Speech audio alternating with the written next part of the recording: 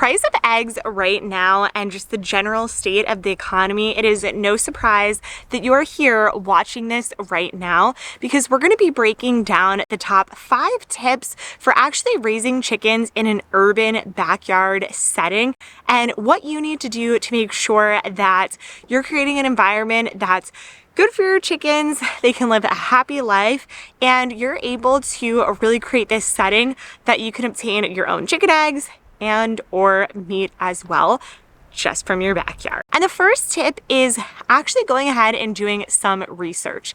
Every town and city has their own regulations around what you can and cannot have in regards to farm animals.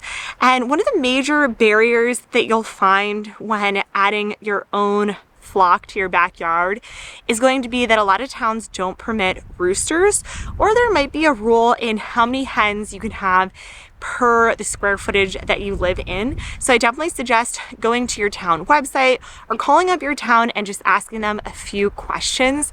There might also be some things that you can do in order to get chickens that you just have to follow, or some ordinances that you have to do. Another thing, if you aren't allowed to have roosters and hens or just hens, you can also look into raising other animals like quails. We love raising quails here at our homestead, and they're a great alternative for chickens because they still are going to lay a high quality of eggs that are packed with nutrients, but they're a lot smaller, they don't take up as much space, and oftentimes there are no regulations around them in towns. Next thing to think about is actually the chicken coop that you're going to be raising your chickens in. I'm actually standing behind our chicken coop, which is an old barn that we had that was originally on the property that we turned into a chicken coop. We have a nice big run, and we have around 30 chickens here at our homestead, which is in an urban setting. We do live in an urban area, and we're able to raise quite a large flock of chickens. We do have 10 acres of land, which does probably help that, but even on a half an acre or an acre, you are able to still raise a decent amount of chickens given that you give them the right home. But there's a few things to think about when thinking about the coop that you want to add to your backyard. The first thing is what type of style you're going to want to add. I definitely think if we didn't have this barn on our property, we might want to add something that you could actually move around the property. This way we could move it to different areas, have the chickens graze on some grass, go in that area, and then move it so that you have a nicely fertilized area that you're leaving behind from your chickens. We do actually free range our chickens, which you might see some in the background wandering around today. So this really allows them to take full range of our property, eat all the little buggies, and scratch at a lot of different areas instead of just being in their own coop run area. Thinking about that as well, location really does matter when you are picking out your chicken coop area. I think one thing that I would really advise is picking an area that, one, is going to be a good distance from your neighbors. Even if you don't have a rooster, chickens can be a little bit noisier. They do make different noises. So I do suggest keeping it a good distance from your neighbors. Also, there is going to be a smell attached to it. So make sure it's not too close to your house, but also not too close to your neighbors so that they aren't getting that smell or those drafts of wind towards them. Because chickens are going to have this smell, they're oftentimes also going to have food in their coop.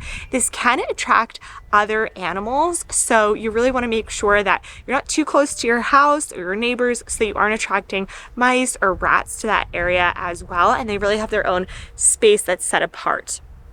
Similar to predators, these can be attracted to that area, so make sure that you have a space that is safe for predators. We have predator proofed our entire barn area for our chickens, so at night when the predators are more likely to come, it is a really safe area for them. We also have a gate around our entire chicken coop area, which also helps prevent predators from coming in. They still will come in, but it definitely makes it a lot less and a lot harder of a struggle to come in and access. Another thing to think about is how you're gonna actually clean this chicken coop. So you're gonna wanna pick a location that you are able to get the chicken coop cleaned out from.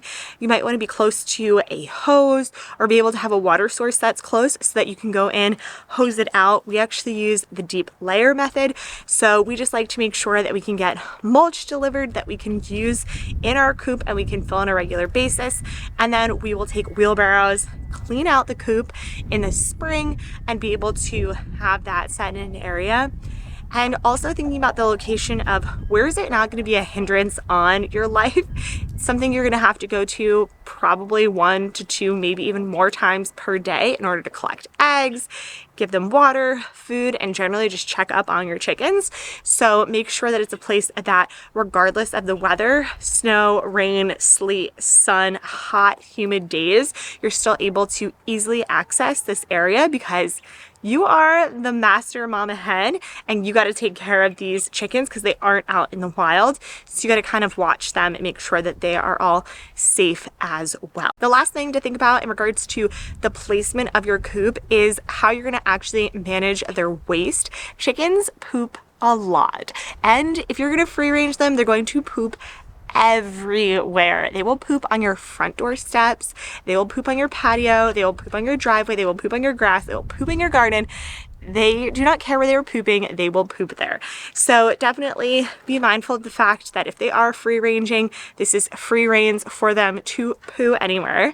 And what are you going to do to actually clean up that waste? A lot of times, the town will ask you how are you going to manage the waste. So it's something that you're going to want to think about as you're building out your coop and your flock. The third thing to think about is the size of your flock. Now, we definitely started off with a smaller flock, and chicken math is no lie. It's going to get addicting and you're going to want to add more and more. I definitely suggest starting off with at least 2 or 3 chickens because you want to make sure that you have a nice, good, solid beginning and test out which different types of breeds that you really want. But in regards to as you actually start to grow out that flock, you'll want to make sure that you have a coop and an area that can really accommodate for the flock and you aren't going to have overcrowding. Because we do free ranging, it definitely helps and we can have a much larger flock because they are given a lot more space. But when thinking about what size coop and run you're going to want to get, the general rule of thumb is to give your chickens around 3 to 4 square feet per chicken inside of the coop and around 12 to 15 square feet in an outdoor run. Again, if you're going to do any type of free ranging, the run doesn't really matter as much. But you really don't want to have overcrowding in your coop because it can add to stress, which can lead to sickness in your chickens. It can lead to a lot of fighting between chickens and can get pretty dirty. So I definitely suggest having a larger space and a smaller flock than the opposite because you want to make sure that you're really giving your chickens a happy and healthy lifestyle that they can grow in, especially if you're looking to add them to your backyard and have them part as your family. Another part to deciding the size of your flock is going to be understanding what you want your hen to rooster ratio, or even if you want roosters at all. We used to have 2 roosters and they were honestly pretty great. They protected our flock, but we definitely did not have a good ratio and we ended up getting rid of some of our roosters in order to have more hens. And instead we got some guinea fowl, which also keep a really great watch over our flock and have been really great at keeping our hens safe. So there's a lot of substitutes that you can do here and think about as you're building out your flock. Number 4 is to free range or not.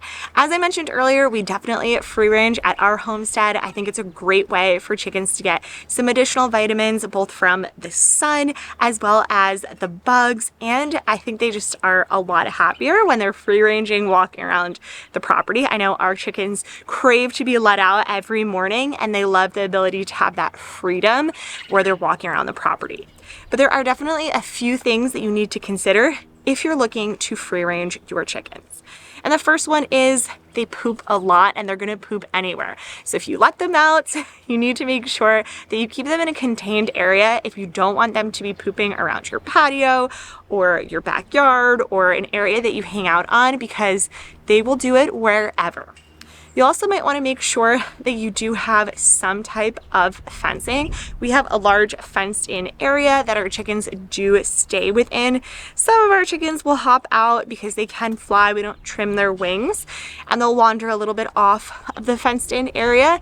But it really is nice that a lot of them stay in because it is a lot safer for them, especially in the winter when it's colder and there's more ability that a predator could come for them. Another consideration here is chickens do make noises, so if they are able to free range, they might wander off closer to neighbors and they can be a disturbance in their sounds or even just popping up in your neighbors' properties. I've heard of some people that raise chickens on smaller properties and their chickens will just wander off throughout the neighborhood. As long as your neighbors are okay with this, then I say go for it.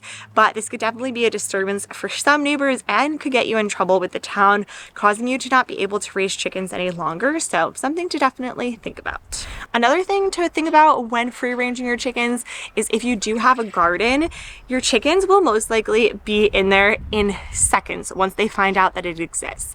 In the winter, we'll open this up, but generally we do have pretty high fencing for our garden. This is deer-proof fencing over our garden, but it also keeps out our chickens.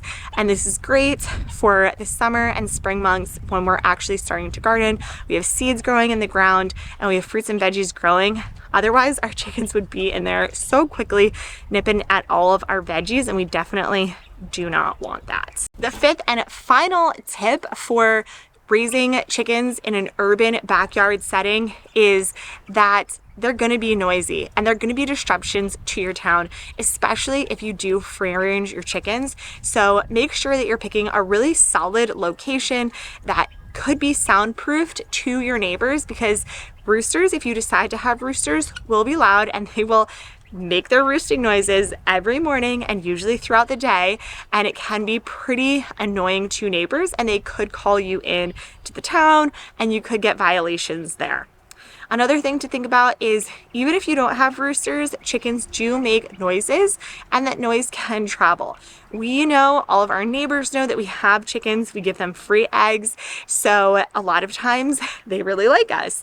And we've talked to them about this, but this can be a disturbance. So make sure to talk to your neighbors, especially the ones that are right next to you in close proximity. Let them know that you're going to be raising chickens. And if they have a problem, to call you before they call into the town about any of this as well, because it's something that you can work out. There are also quieter breeds of chickens you can definitely look into and do some research here, but their Americana breeds are a lot quieter than other breeds. So something you might want to look into as you're picking out the different breeds of your flock. And lastly, if you are not able to get chickens, there are alternatives that you can look into. I already referenced that quails are a great alternative to chickens. They're basically a mini version of chickens. They'll provide you a lush amount of eggs. They won't take up that much space, and they're even a great meat source. I hope this was helpful. I hope that you're going to grow out your backyard homestead, and I'll see you guys again next time. Bye.